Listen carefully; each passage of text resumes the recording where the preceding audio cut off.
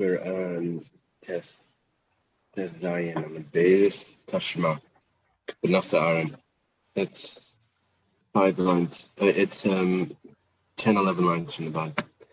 Okay, let's go start learning the protection and the CF for us. Okay,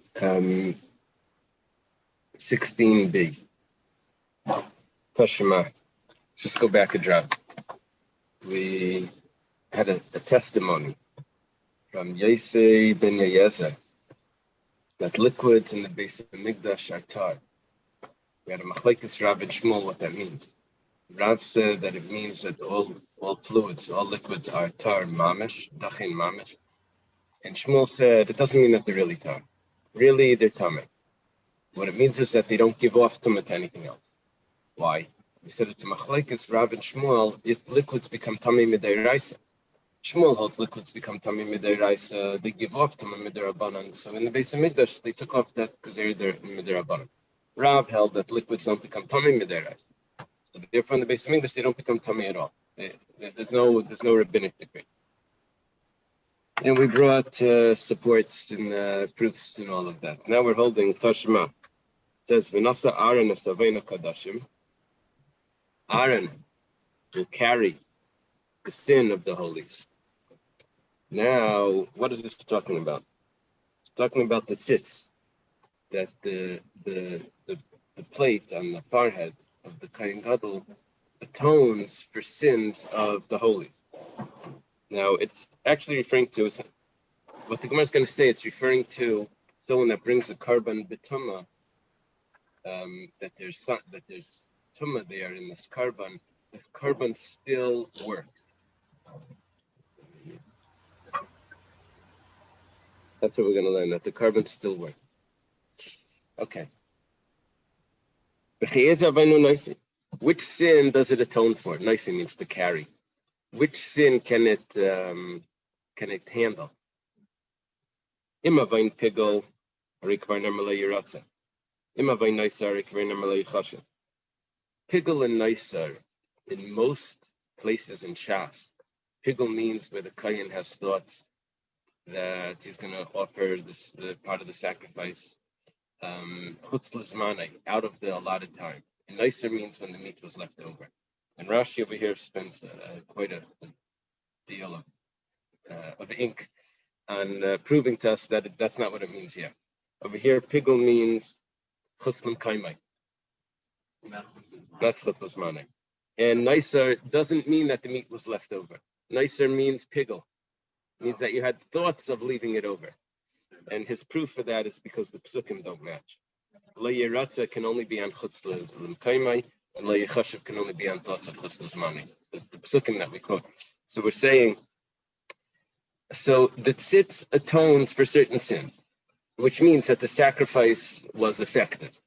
Now, if you say it's referring to that he had thoughts of chutz l'kaimai, we see the sacrifice wasn't effective. If you say it's talking about that he had thoughts of chutz l'zmanei, we see the sacrifice wasn't effective. So what he's saying, the tzitz is maratza, that the tzitz atones for that? It doesn't atone. It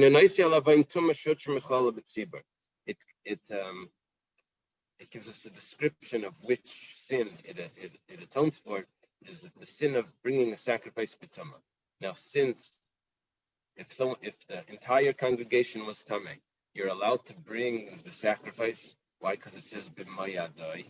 You bring sacrifices in its time.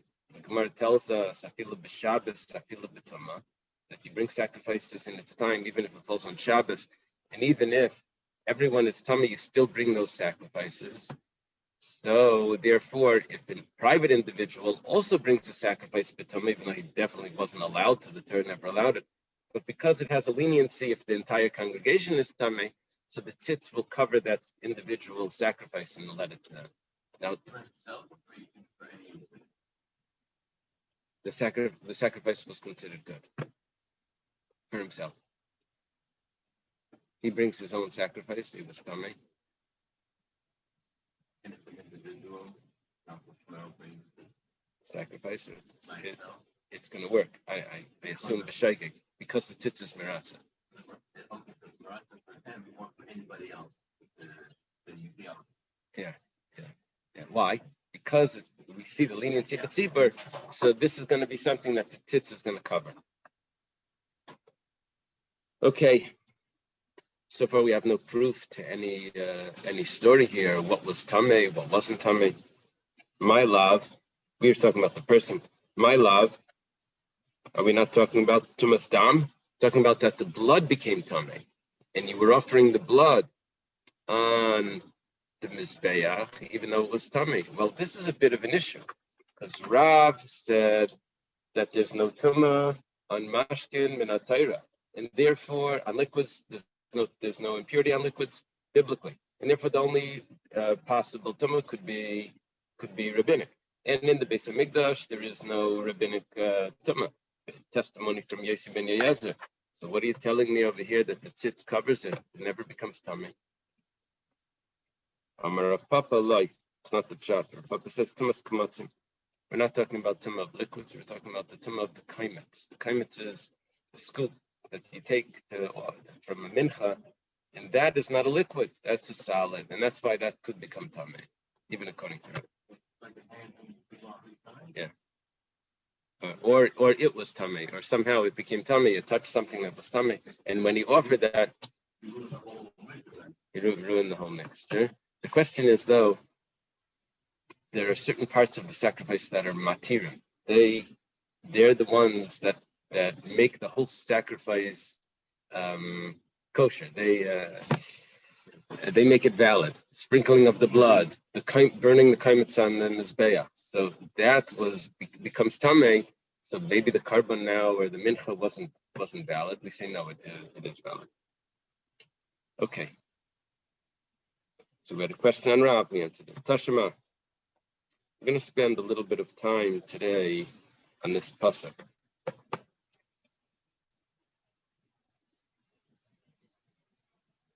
Should brought my navi. Tashema, it says like this: Hein yisa ish b'sar kodesh b'knaf b'gadei, naga b'kanfai el alechem vel anazid vel ayayin vel hashemen vel kol meichel hayikadesh, v'yanu akayim v'yemru loi. Okay, we're talking about over here the prophecy of Chagai. Chagai was there by the second Beis Hamikdash, at the beginning of it. And he's asking, has anyone over here remember the first Beis Hamikdash? Does this compare at all to the first Beis Hamikdash? It doesn't compare at all to the first Beis Hamikdash. Then he tells to the prophecy to Zerubbabel and to Yeshua Kain Gadol, he tells them, go ask the Kayanim. Ask the Kayanim to follow. Let's see if they're maybe he's testing them, or he wants to bring out it's a mashal. But he says, if a man carries b'sar kodesh, holy flesh. Now, two possibilities what it could mean. Here the Gemara is learning that it means a sheretz. Why is it called kodesh?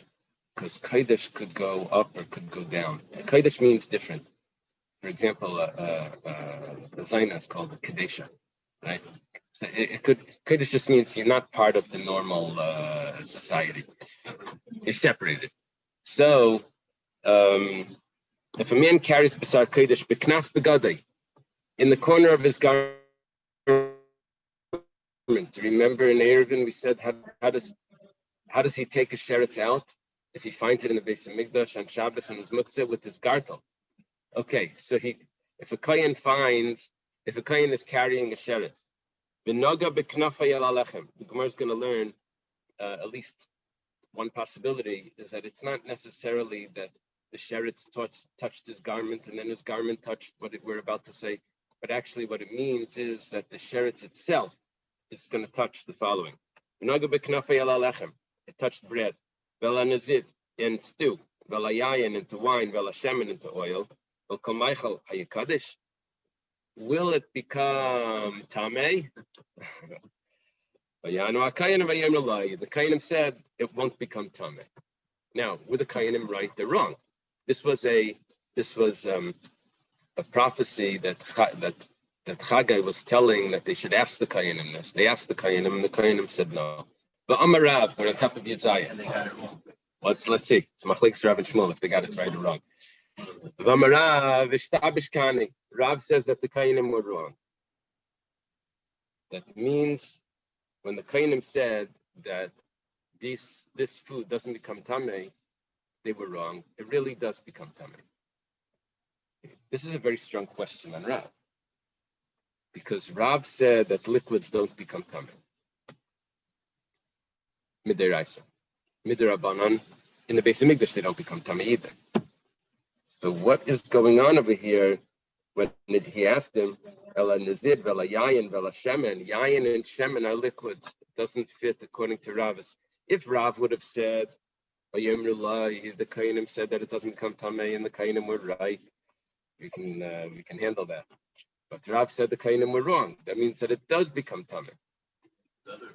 And his other opinion is that it doesn't become tamei. So it's a big problem for Rav. Gemara answers.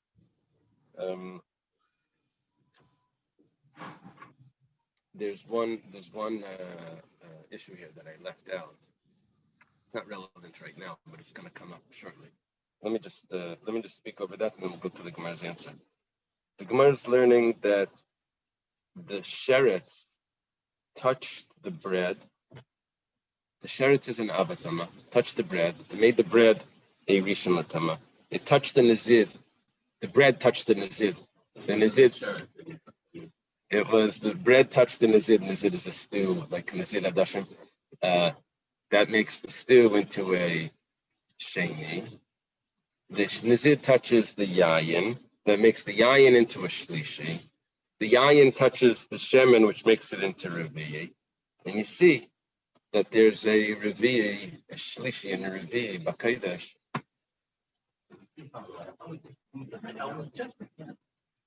Food doesn't make kalim tummy for sure. No, so nazid is food, and it touched the wine directly. How did it touch the wine? Somehow it touched the wine. Then it was tamei, and it touched fell into the wine. I don't know. Oh, so shlishi doesn't make a revi'i by truma, but it does by kudshim. All right. Okay. So we're on the top. We have a question on Rav. What is that?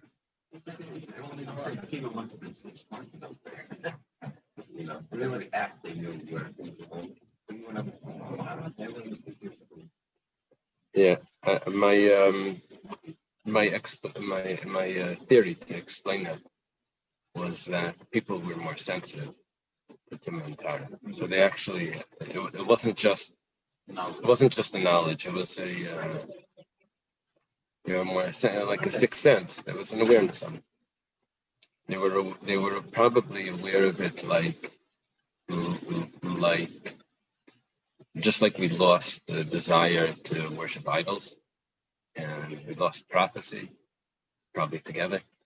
So also the Tumantara we probably lost that sensitivity along the way, and so now it's like, it's just like complicated laws, but probably then it was. Okay, midi hutaima ela l'Rav. The Gemara answers, no, it's not a problem, because Rav will explain this as follows. Rav, mashke beis mitbachaya tani, aval mashke beis mitbachaya mitame. Be careful with the pronunciation here. There's a difference between the liquids of beis mitbachaya or the liquids of beis midbachaya. Mashke beis mitbachaya means the tabach. Tabach is a sheifet.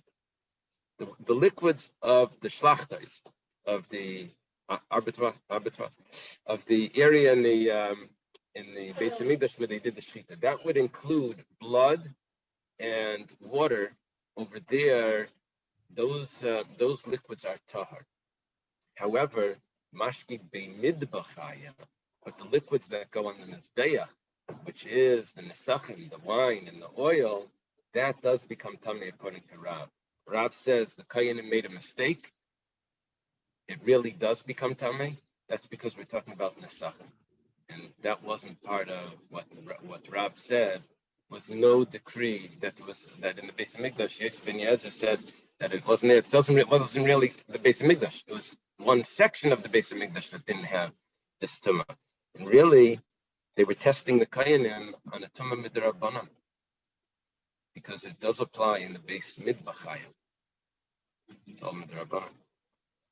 Okay, Gufa. Let's go back and explain this machlekes. Rav Amar Shtabish Kani, Shmuel Amar Shtabish Kani. Talking about the prophecy of Chagai. It's a machlekes Rav and Shmuel on that pasuk. When the Kayanim responded that the oil was the last one. The oil isn't tamei. Was it a mistake or was it correct? Rav says that it was a mistake. They said it's not tamei. Really, it is tamei. And Shmuel said, really, it's not tamei. What's the pshat?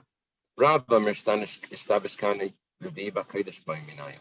Their question was, Revi B'Kodesh goes from the sheretz to the bread, from the bread to the nizid, from the nizid to the wine, from the wine to the oil. That's the fourth level of tumah. And V'Amalei Tar, they said that it's tar, and it's not true. Revi B'Kodesh, the fourth level of tumah in sacrifice, becomes tummy. Shmuel Amar Shtabish Kani. Shmuel says that the Kainim did not make a mistake. Why? Chamishi b'Kodesh b'Yiminayim v'Amalei Tar. How do you get a Chamishi b'Kodesh? Shmuel learns the pasuk like this: the sheretz touches the garment. The garment touches the bread. You just throw the garment in there and it goes down one level. Okay.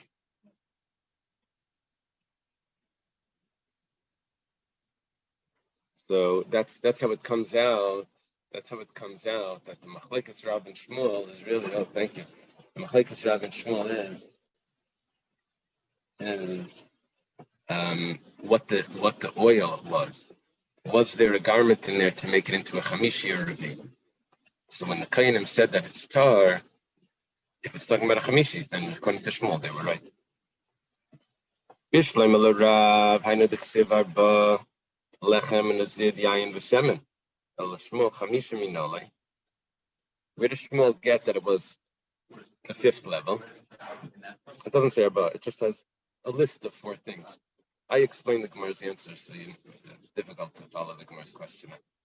So it says miksiv v'naga kanfai. Does it say that his corner touched? V'naga big kanfai ksiv. He used his corner to touch. That means it was what was in. V'mashinaga b'kanfai. It was using his corner to hold the mashinaga b'kanfai. That means what touched the corner of his garment. That's what touched the other thing. By the way, going to the diet, and not going to the conflict, it's going to Shmuel. They say that the corner touched Elohim. Okay, but the way you guys know the was you can't find Elohim, and the bread touched another, and another touched the wine. But here it says the time for Elohim, but Elohim knows it. Yeah, that's the problem. Actually, the last time it makes it that they're both right. the same. Right, that's the problem. That's the problem. That's the problem. If you read the pasuk like that, we'll see. Someone else is going to learn it like that. You'll see shortly in the Gemara. Yeah, Ramesh is saying that if you look at the pasuk, it looks like whatever it was, the sheretz or the knot is touching each item. Not that it was not like a domino. You're right. Okay, so let me just look at this again. Miksiv naga kanfei, does it say his corner touched?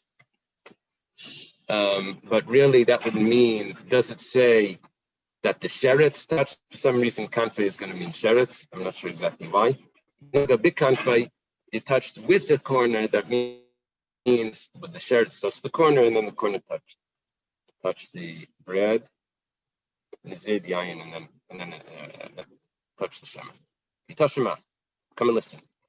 Vayomer Chagai im yitma tamei nefesh b'chol im yiga tamei nefesh b'chol leila hayitame v'yano akayin v'yomer yitma. There's another question that they asked. This is like a test for the Kayanim in the second Beis Hamikdash.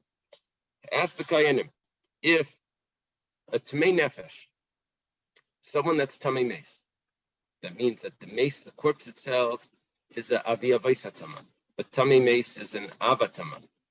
If an avatama, which is by the way the same level as a sheretz, if the avatuma touches any of these things, will they become tummy?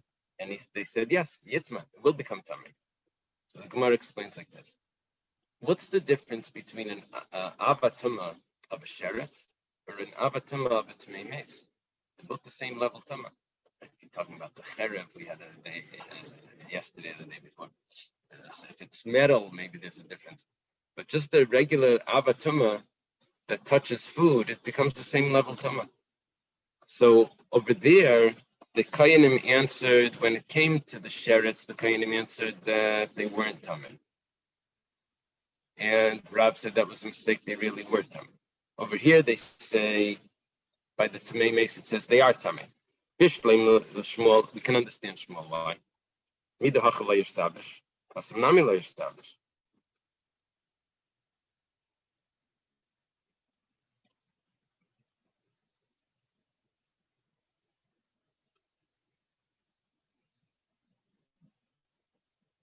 See, why over there didn't they make a mistake?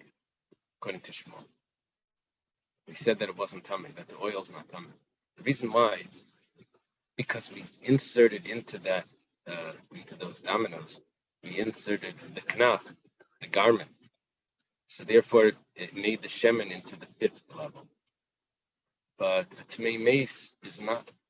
There's no one holding a tmei mace in his garment, and now the garment is touching. When we're dealing with a tmei mace, someone that touched the corpse, we're talking about that the person that touched the corpse touched right away the bread. He touched the bread. There was no garment in between. So what's the difference between the first pasuk and the second pasuk? The first pasuk was referring to a revi, a chamishi, because the sheretz touched the garment, which touched the bread, the stew, the wine, and the oil. And the second pasuk was a tmei mace, which touched the bread, the stew. So the second pasuk is a revi. Chamishi was tar, revi is tami. Shmuel is correct. Shmuel fits perfectly. Yeah.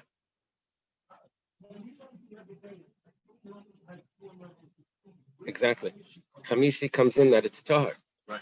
Chamishi is, there is no level of chamishi. Exactly what you're saying. That's why when the Kayanim said that it's tahar, it's because it's a chamishi. There is no chamishi. When the Kayanim say that it's tamei, by the tmei mace, because it's a revi, and there is a revi. By the way, remember the publisher Eshkol?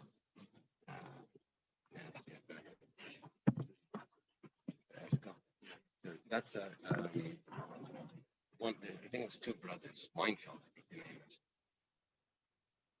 One of them is Lubavitch, and the other one I think is Zizlitz or something. But they wrote a sefer. They published a lot of interesting things. One of them was Mapas Hatara from the Meiri. It was the Meiri elaborates on Tumah and Tara, and they published the sefer the Meiri, and they put a chart of what touches what makes the Tumah anyway. They asked the Rebbe for Askama, and there's a letter of the Rebbe printed in the front of this book. And the letter says that once you make a chart, you should already make it perfect. And you should add a chamishi. Chamishi for Tumah. And they said, but there's no chamishi. The Rebbe said, yeah, when it comes to paraduma, where over there you have to be very, very careful for Tumah. Even by paraduma, the preparing the paraduma has to be sensitive even to a chamishi or further, and that has to be done. So for paraduma, they put it like in parentheses, I think, chamishi for paraduma. So we go in stages. For chulin, there's a rishon and a sheni. For truma, there's a shlishi. For kodesh, there's a revi. For paraduma, there's a chamishi, but that doesn't come into argument. Yeah.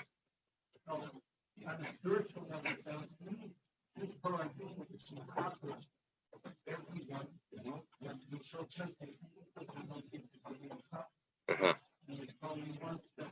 Uh-huh. Uh-huh. Okay. Ella Rav, what's our problem? We hear Rav. Rav said that the shemen was a revi, and the Kaina made a mistake. What's going to be over here by the Tmei Mace? The shemen's going to be a revi. The Gemara's question on Rav is not a question on halacha. The Gemara's question on Rav is a question on the psychology of the Kayanim. Why over there did the Kayanim not know? And why over here did the Kayanim get it correct?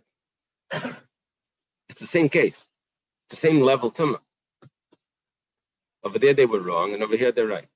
And the question we're asking on Rav is, why did the Kayanim not know that, and this they know? Amar Rab Nachman, Amar Rab Baravua became it's easy. They didn't learn. They skipped the day in yeshiva. They learned only Tmei Meis. They didn't learn about Tamasheret. They learned about someone that came in contact with the corpse. They know that there's a Revi. They didn't know that a Sheretz makes a Revi, and that was their mistake. Naftali, you have a question? I was just thinking, at the time that they're asking this question, the Kohanim were not in the base of Mikdash. They were studying it just like you and I study it. Unless there was some special No, course I of think study. it was the base of Mikdash was already functioning. It was the second base of Mikdash. The beginning of the second base of Mikdash. I thought we're talking about Rav and Shmuel here. Oh. Yeah, Rav and Shmuel are discussing the question that Chagai was asking the Kayanim in the beginning of the second base of Mikdash.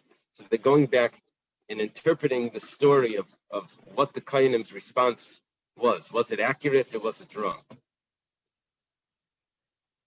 We'll see what the continuation of this. We just took out a snippet of the prophecy.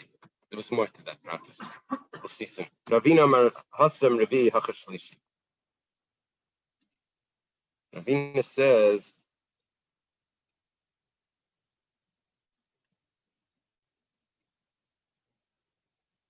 that you didn't get the second question correct. You're right. Over there was a Revi, and according to Rav, they made a mistake because there is a Revi B'Kodesh.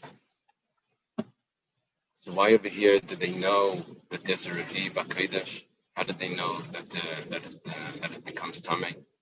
So Ravina says like this: you're claiming that a Tamei Mace is an Abatam, and so therefore it's the same level as a Sheretz. So a Tamei Mace touches the Lechem, which is a Rishon, which touches the Nazir, the Sheni, the Shemen, the Shlishi, and the Yain, the Shlishi, the Shemen, everything. That's not what happened. The Lechem touched the corpse. The Lechem becomes an Avatama. The Lechem touches the Nazir. The Nazir becomes a Sheni. It becomes a Rishon. The Nazir touches the stew. The stew touches the wine, which becomes a Sheni. The wine touches the oil, which becomes a Shlishi. So Shlishi they knew about, and Ravi they didn't. Ravina is explaining. So what switches over here? According to Ravina, it's not someone touched the corpse, which now touches the bread. It's the corpse touched the bread, and that's why they got it correct. Tashma. Come and listen. Vayan Chagai Vayemer Kena Amazeh V'Kena Goyazel Lefnei Lefanei Nam Hashem.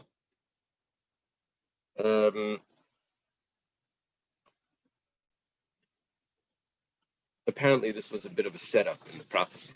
He was waiting for them to say that something is Tamei. He asked them a question: is it going to be Tamei? They said it's Tar. Now, whether they got it right or wrong, machlekes. Then he asked them again: is it going to be Tamei if it's Tmei Meis? They said Tamei. So now he says, just like that's Tamei, so too this nation is Tamei, and everything that they do is Tamei. He goes on, and when I was learning this morning, I used this. I like the old Sansino, the translation. They have commentary, the old Sansino Tanakh. So I don't know. The older one has other scholars that have commented. The newer one, they Judaicized it. They took out all the scholars. But anyway, I think I have the newer. I think different volumes in different years. But in there they said that you only get when it's easier to pick up bad characteristics when you hang around bad people than to pick up good characteristics when you hang around good people. In other words, the bad spreads faster. So germs. So Vayan Chagav Emakena Mazeh, so too with these people, the wicked people amongst you, when they touch, they make things tamei. The tumah spreads. The tzaddikim amongst you doesn't spread. That's an issue. You can't spread Tara, you only spread Tumah. So anyway, that was the example. Now the Gemara says, Bishleim Rav.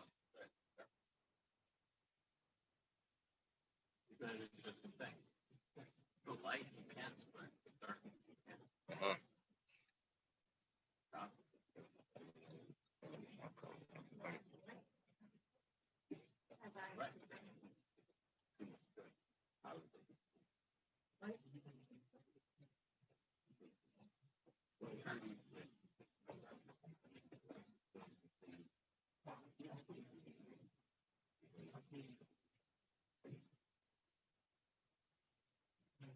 Okay. The Gemara says like this. According to Rav, that says that these people are Tameh. According to Rav, that says that the Kayanim made a mistake. I know the Ksiv Tameh. That's what it means when it says Tameh, because they didn't know the halachas. El Shmuel, Amai Tameh, that it's really Tameh for both, and they thought one was Tar. And this is the pshat of it. And that he's saying that these people and everything that they do is Tameh, the pasuk concludes, Kol Ma'aseh Yadayim, and everything that they do is Tameh because they didn't know the halachas. But according to Shmuel, El Shmuel Amai Tameh. Why is everything that they do Tameh? They know the halachas. The Gemara answers, it's Muri Kamatame. It's exactly the opposite. According to Shmuel, what the pasuk is saying, is everything they do Tameh? Is everything Tameh? It's a rhetorical question. Are these people Tameh? You see, they know everything well. The Gemara asks, but it says, and also everything they do. Also everything they do doesn't make sense to be a rhetorical question. Are they Tameh? And also everything they do is Tameh? We don't know what they do. We're talking about the characteristics of the people. It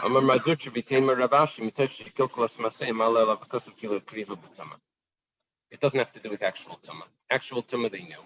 But because later on, during the second base of Migdash, there was corruption. So therefore, it's as if they brought sacrifices b'tumah, but it wasn't really b'tumah because apparently they knew the laws of tumah very well. Okay. Shara Vedas. So we said there's two approaches to how this prophecy concludes. According to Rav, the prophecy concludes, see, the people don't know tumah and tara, so therefore what the people do are tameh. According to Shmuel, the people do know tumah and tara. So what is it saying? At the conclusion of it, so the people are tameh and everything they do is tameh. So we wanted to say that according to Shmuel, what it means is, are the people tameh? Look at how well they know the laws of tumah and tara. It's a rhetorical question. But the Gemara has a problem with that because it says v'chein kol ma'aseh yadayim and everything they do. So the Gemara says, actually, the way we'll respond to this is not that it's rhetorical. The way we're going to respond to this question is that it's really saying directly that the people are, so too the people are tameh, but not because they don't know the laws of tumah, it's because of other corruptions. It's as if they brought sacrifices impure because of the other corruptions that they do. Other averos. Okay, Gufa was taught. We go back to a machlekes that we had, or a statement that we had before from Amirai. That's what Gufa is, right? So Rav Tani Mashki Beis Mitbachaya. Rav taught us that which fluids are going to be tar in the Beis Hamikdash, the fluids that are from the shlachtais, the mitbachaya, only the blood and the water. But other things can become tameh. And will they give off tameh also? I'm not sure. But they definitely could become tameh. The wine and oil can definitely become tameh. Levi tani mashki bei mitbachaya. Who says differently? We thought it says Rav, then probably Shmuel is the opposite, right? Turns out that there's also machlekes in between Rav and Levi. There's also Rav and Zeiri. This doesn't have to be only Shmuel. So Levi holds that all liquids of the Beis Hamikdash, anything that's associated with the Mizbeach, including wine and oil, is also tar, based on the testimony of Yossi ben Yoyezer. Levi hanichis fairly Shmuel. It would fit perfectly if Levi holds like Shmuel. The Amar Dachin Malatami Tumas Acherim. You see, if I'm going to say that all liquids are going to be tahar, Dachin means tar. I'm going to say that everything is tar, then I'm going to have an issue if I hold like Rav that says tahar mamish, that it's so tar that it itself doesn't become tar. But I can get away with saying everything is tar if I hold like Shmuel, because Shmuel says when you say it's tar, you don't really mean it's tar. You mean that it's tar from making other things tamei. So I can handle Levi's view and resolve all my issues if Levi holds like Shmuel that says tahar doesn't really mean tar. Tar means that it doesn't make anything else tamei. So hanichis like Shmuel dar medachin al tamei tumasachirim aval tumasatzman yeslam. So mishkachas la denage kol berishin. This is what you were saying. How are we going to work this pasuk? We learned the pasuk that the sherets touch the garment, or the sherets, whatever. The sherets touch the bread, and the bread touched the nizid, and the nizid touched the wine touches the oil. Now, according to Levi, wine and oil are tar. It's a liquid. They go on the mizbeach. Levi says liquids that go on the mizbeach are tar. So what are we going to say? Well, they're not really tar because he holds like Shmuel. They're only tar from making something else tamei. But 1 second, the wine touched the oil. The wine is making the oil tamei. So Levi's going to learn the pasuk the way you mentioned before, that it's not that. The sheret touches each individual separately. But if he holds like Rav Damedachin Mamish that says that it's Mamish tar, it never becomes even tummy itself. How can you learn this? It's not going to fit. So I know Levi's opinion regarding which liquids it applies to. I didn't know which shita he holds like regarding how tahar it is, but I'm compelled to say I'm compelled to say that it doesn't that it's not tahar mamish, that it's only tar from making something else tar. Okay. Lula Shmuel. Now let's discuss Shmuel's opinion. Shmuel only told me that tahar doesn't mean really tar. Tar means that it doesn't make anything else tar. But Shmuel didn't tell me which liquids he's talking about. It's good if he holds like Rav that says that it's only the liquids of the shlachtes, which is blood and water. But if I say liquids from the mizbeach, which is wine and oil, one can make the next one tamei. A Revi can't make a chamishi tamei. A shlishi avid Revi, because there's no such thing, right? But a shlishi could make a Revi, and that's what the pasuk was referring to when it says that the wine doesn't make the oil tamei, was because the wine was a Revi and the oil was a chamishi. That's the way we had to learn it. But if the wine would have been a shlishi and the oil was a Revi, it would have made a tamei. But if he's going to hold like Levi, the Tani Mashki Bein Ben Machaya, that says that nothing can make anything else tamei, not wine or oil either. My area Revi Levid Chamishi. Why does it have to be a case that a Revi doesn't make a Chamishi?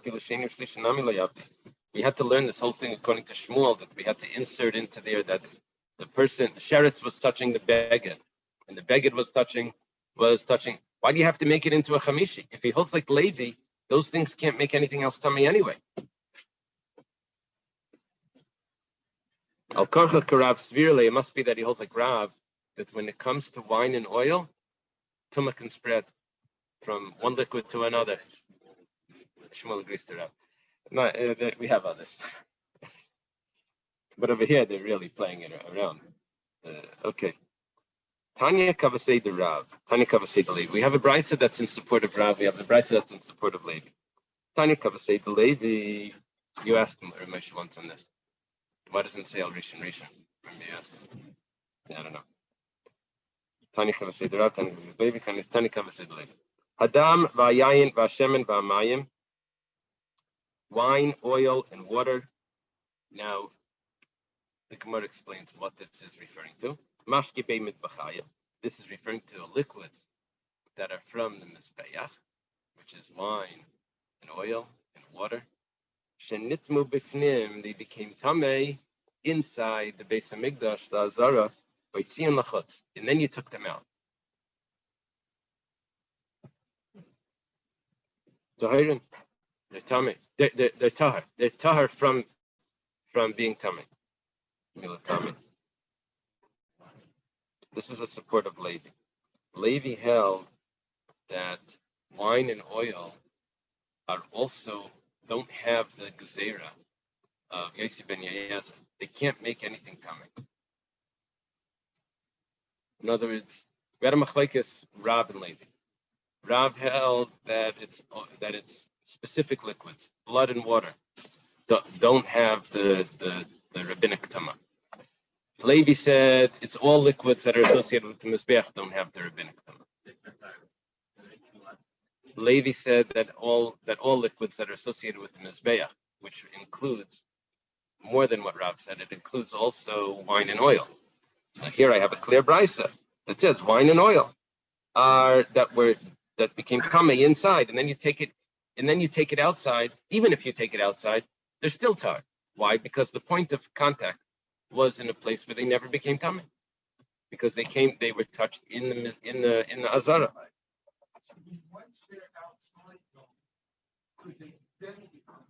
Yes, they're touched again. Yeah, but in the azara, there's no gezerah. There's no tama. Nitzmu b'chutz v'chnisim b'pnim. Let's say it was the opposite. They were touched outside and then you brought them inside. So the point of contact was outside. Tmeim, then they're tamei, because they were tamei before.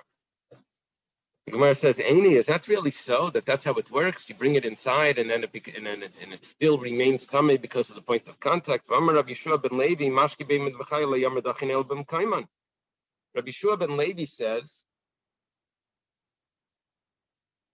interesting, because he's discussing his father's opinion. He says that the liquids of the mizbeach are tahar in their place. My love, lemute nitmu b'fnim v'yitzion lachutz.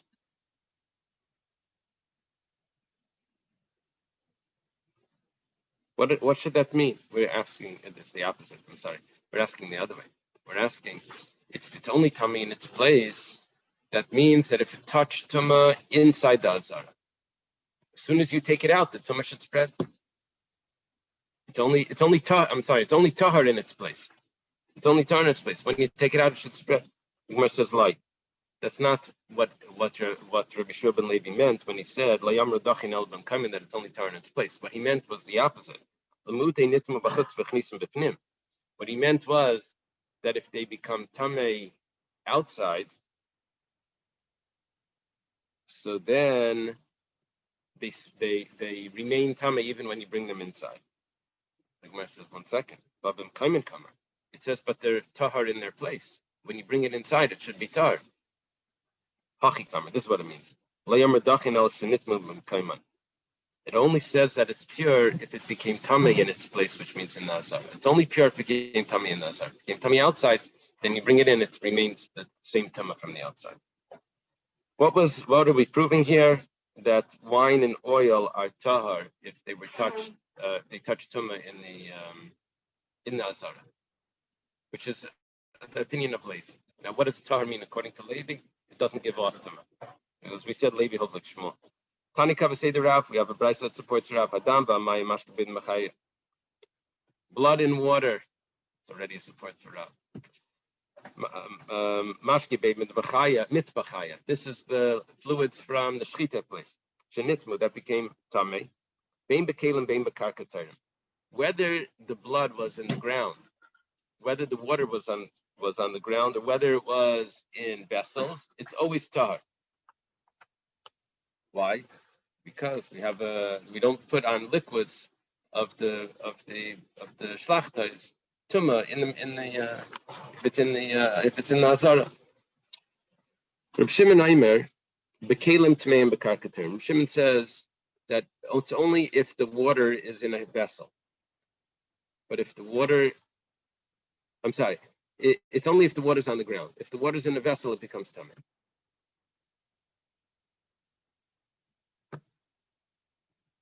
What's he going to do? He's not going to hold up the whole discussion with Yossi ben Yezer. He's not going to agree with that. He's going to hold that it's all a deraisa. That liquids become tamei midaraisa, and he doesn't accept it. Let's see. Amar Rav Papa. Rav Papa says, "Afil man damer tumas mashkin deraisa, mashki beimid b'chaya hilchas gemirila."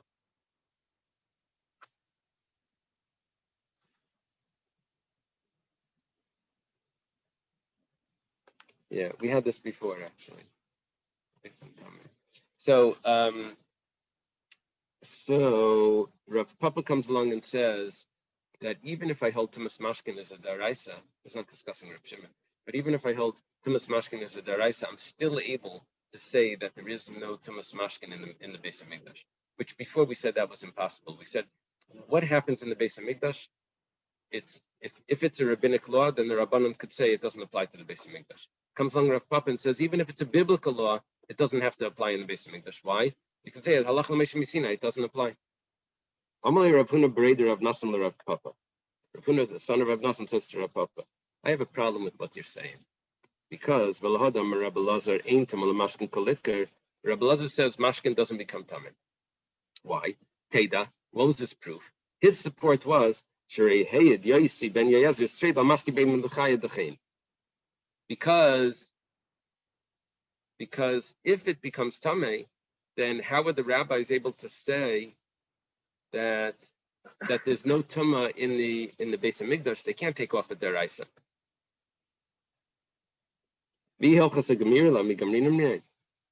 How could you learn anything from there? The fact that there's no tumah in the Beis Hamikdash doesn't tell you anything. If it could be a halach l'meish misinai that in the Beis Hamikdash it's tar, that doesn't tell me if it's that doesn't tell me what its status is outside the Beis Hamikdash. Rabbi Lazar was trying to say that it has to be rabbinic, because or else how could it be tar in the Beis Hamikdash? But according to Rav Papa, it doesn't have to be rabbinic. It's tar in the Beis Hamikdash because it's halach l'meish misinai. Amalei Ravina, another question. Amalei Ravina Ravashi, but Rab Shimon damer tumas mashkin deraisa.